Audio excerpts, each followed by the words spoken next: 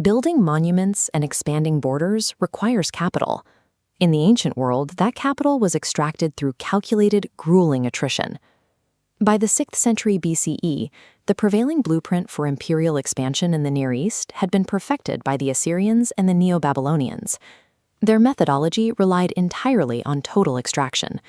When a city fell to their armies, standard operating procedure dictated mass forced deportations. Entire civilian populations were uprooted and marched hundreds of miles to labor in the imperial core. Conquering troops would then systematically dismantle local temples. The sacred statues of regional deities were smashed into rubble or carried off as literal hostages. Erasing the physical anchors of a localized religion was a calculated psychological operation. By severing a population's cultural identity, the empire sought to force complete assimilation. We can observe the terminal endpoint of this scorched earth doctrine in Babylon itself. When the city resisted Assyrian rule, King Sennacherib leveled the urban center, diverted canals over its ruins, and wiped its infrastructure from the map. Exterminating a city's culture ensures immediate compliance, but over years and decades, it guarantees the one dynamic that ruins imperial balance sheets: endless, systemic insurgency. This map shows the geographical scale of the Neo-Babylonian Empire. Holding a territory this vast by force alone meant deploying troops to address constant, simultaneous rebellions. To suppress those revolts, the empire had to recruit massive standing armies and station them permanently across its territories. Supplying tens of thousands of soldiers hundreds of miles from the agricultural center required an immense logistical tail. Food, weapons, and wages had to be transported across hostile deserts and mountain ranges. The tribute extracted from these subjugated regions barely covered the staggering overhead cost of the military occupation required to hold them in the first place. Eventually, the imperial treasury was bled completely dry, simply to maintain static borders, leaving zero surplus capital for further expansion. The Neo-Babylonians collapsed because ruling through brute force is macroeconomically unsustainable. In 539 BCE, the Persian army of Cyrus the Great arrived outside the heavily fortified walls of Babylon. They brought no siege engines, and they set no fires. They sat waiting in an orderly camp at dawn. Instead of launching a protracted, bloody siege that would have starved the city and drained his own resources, Cyrus walked through the gates. The capital surrendered peacefully. Upon entering, his first administrative action was highly specific. He explicitly ordered his troops to spare the Esagila, the sacred temple complex of Babylon's chief deity, Marduk. Where previous conquerors would have smashed Marduk's statues, Cyrus did the exact opposite. He opened the Persian treasury and actively funded the local Babylonian priesthood so they could continue their traditional rituals. By co-opting the existing religious elite, Cyrus pacified the broader civilian population without fighting a single battle. Leaving local deities untouched preserved the city's entire wealth-generating infrastructure. Cyrus turned a hostile, highly fortified target into a lucrative asset overnight. This administrative tactic became the defining policy of the Achaemenid Empire. Historians identify it as the strategy of tolerance. Cyrus realized a critical flaw in previous imperial models. Local populations rarely care who sits on a throne 500 miles away, so long as their day-to-day lives and local customs remain undisturbed. This flowchart illustrates the trade-off.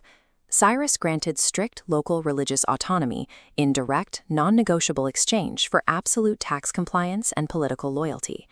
By decentralizing cultural control, the Persian military footprint required to hold conquered territories dropped exponentially. The restored local temples were systematically repurposed. Because they were deeply trusted by the local populations, the Persians utilized them as highly efficient regional tax collection hubs. To oversee this self-regulating apparatus, Cyrus installed provincial governors, known as satraps, who ensured the revenue flowed steadily back to the capital. With internal policing costs slashed to near zero, the imperial treasury swelled with a massive surplus. That capital was then immediately redirected toward rapid, aggressive territorial expansion. Achaemenid religious tolerance was a highly optimized logistical weapon, designed specifically to maximize the empire's return on investment. The specifics of this administrative strategy survive today on this clay artifact, the Cyrus Cylinder. Over the last century, a pervasive myth has grown around this object, framing it as the world's first charter of human rights. The primary architect of this modern narrative was the Shah of Iran, Mohammad Reza Pahlavi, during the late 1960s and 70s. The Pahlavi dynasty weaponized the Cylinder's text.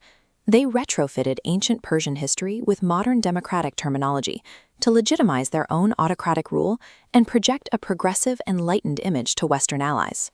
This anachronism was formally cemented in the public consciousness in 1971 when the United Nations officially amplified the claim, distributing translations of the Cylinder as a foundational humanitarian document.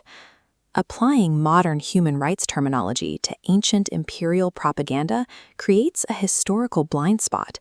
It obscures the document's actual geopolitical genius.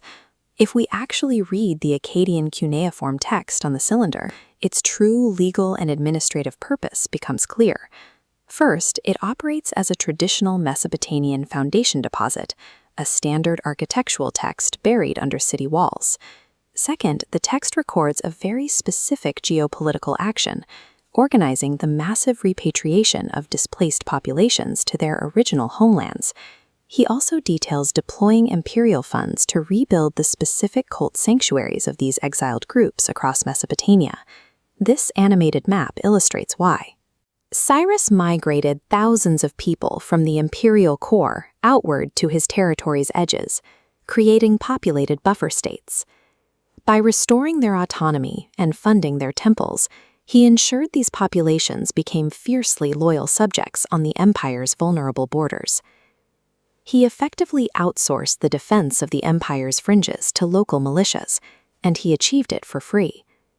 There is no mention of universal freedom, voting rights, or democratic liberties anywhere on the Cylinder. It contains only specific, localized clauses about restoring sanctuaries and moving populations.